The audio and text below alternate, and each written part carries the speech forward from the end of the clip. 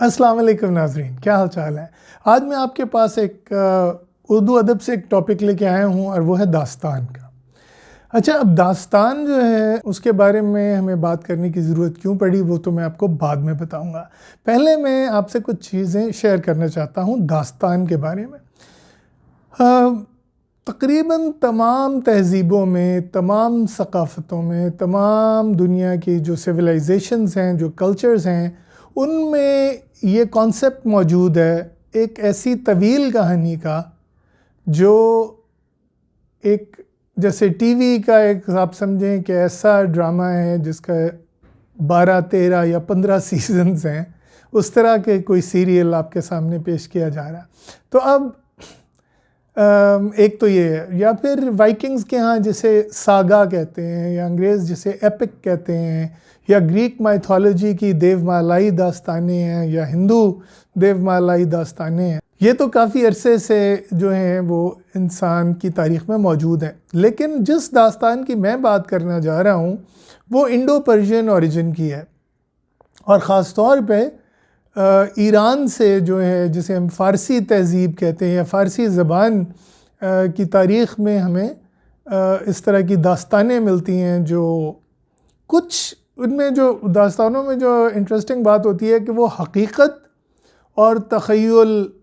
اور فینٹیسی کے درمیان ایک برج کا کام کرتی ہیں، ایک پل کا کام کرتی ہیں، یعنی کچھ تو ایلیمنٹس ان میں حقیقی ہوتے ہیں۔ تو ایران کے بادشاہوں کی جو داستانیں ہیں، جیسے فردوسی نے اپنے شاہ نامہ میں جو لکھی ہیں، وہ ان میں آپ کو ایک طرف تو کچھ حقیقی شخصیات ملتی ہیں، لیکن بعد میں یہ ہو جاتا ہے کہ ان حقیقی شخصیات کی ایسی کہانیاں بنائی جاتی ہیں جو بالکل ہی دیو مالائی داستانوں کی طرح فینٹیسی پہ بیسڈ ہوتی ہیں، تخیل پہ مبنی ہوتی ہیں۔ تو آج میں آپ سے بات کروں گا خاص طور پہ اردو ادب کی داستانوں کے بارے میں، اور اس میں بھی خاص طور پہ اردو ادب کی ایک داستان جسے داستان امیر حمزہ کہتے ہیں، اس کے بارے میں آپ سے سیر حاصل گفتگو ہوگی۔ داستان امیر حمزہ سے میرا تعلق تقریباً اتنا ہی ہے جتنی میری عمر ہے، لیکن میرا تعلق جو ہے، میرا واسطہ جو ہے اس داستان سے پڑھنا شروع ہوا 7 سال کی عمر میں۔ میری والدہ جو تھیں وہ ایم اے اردو کا امتحان دے رہی تھیں، تو ان کے پاس ایک والیوم پڑھی تھی ہرمز نامہ کی، جو کہ داستان امیر حمزہ کا ایک حصہ ہے، اور وہ جب میں نے پڑھنا شروع کیا تو مجھے خیال ہوا کہ یہ تو وہی داستان ہے جو کہ فیروز سنز داستان امیر حمزہ کے نام سے بچوں کے لیے شائع کی ہے۔ لیکن اس کتاب میں فرق یہ تھا کہ بچوں کے لیے نہیں تھی، بہت ہی مشکل اردو اس کی تھی زبان، اور اس میں فارسی اور عربی کے بہت سے الفاظ تھے ہر جملے میں، اور پھر جسے ہم کہتے ہیں کہ وہ مقفع و مسجع زبان بھی تھی، یعنی کہ جگہ جگہ جو ہے وہ ردم اور رائم جو تھی وہ اس داستان میں موجود تھی۔ اور اس داستان امیر حمزہ کی جو خاص بات ہے کہ باقی داستانوں کی طرح، ایپکس کی طرح، ساگاز کی طرح، اس میں کچھ شخصیات حقیقی ہیں اور کچھ فرضی، کچھ جو ہیں ہسٹوریکل کیریکٹرز ہیں، اور بہت سے کیریکٹرز جو ہیں وہ بالکل ہی من گھڑت اور فرضی ہیں۔ اچھا، اب ہوتا کیا ہے کہ اس میں جس طرح کے دیو مالائی شخصیات میں ہوتا ہے کہ مذہب کے ساتھ ان داستانوں کا تعلق جوڑا جاتا ہے، تو اسی طرح اردو ادب کی یہ جو داستانیں ہیں، خاص طور پہ داستان امیر حمزہ جو ہیں، وہ بھی امیر حمزہ رضی اللہ تعالیٰ عنہ کی شخصیت کو لے کے تو آگے ان کے ساتھ بہت سے قصے، بہت سی کہانیاں جوڑ دی گئی ہیں۔ بہرحال تو مقصد کہنے کا یہ تھا کہ جو روٹ ہوتی ہے داستان کی وہ کہیں نہ کہیں مذہب میں ضرور ہوتی ہے، اس کے بعد پھر وہ اپنا ایک جال بننا شروع کر دیتی ہے، اور داستان گو جو ہیں انہوں نے اس صنف کو آگے بڑھایا۔ اب یہاں تھوڑا سا میں کلیئرٹی کے لیے آپ کو بیان کر دوں کہ داستان گوئی جو ہے اس کی ایک اورل ڈائمنشن ضرور ہے۔ اچھا، تو اب داستان امیر حمزہ کی مزید بات کرتے ہیں۔ داستان امیر حمزہ کے 4 بنیادی ایلیمنٹس ہیں، 4 بنیادی عناصر ہیں: رزم، بزم، عیاری اور ساحری۔ رزم سے مراد کیا ہے؟ جنگ۔ تو داستان امیر حمزہ میں چونکہ امیر حمزہ کی شخصیت جو ہے وہ ایسے ایک بہادر نوجوان کی ایک بہت بہادر شخصیت دکھائی گئی ہے، اور ساتھ پھر بزم سے کیا مراد ہے؟ اب ایک طرف تو محافل ہیں، غزل کی اس میں محفلیں ہیں، پھر اس میں گانے ہیں بہت سے، اکثر گانے جو ہیں وہ غزلیں ہی ہیں جو عمر و یار یا دوسرے یار جو ہے موقع کی مناسبت سے گاتے ہیں۔ اس کے علاوہ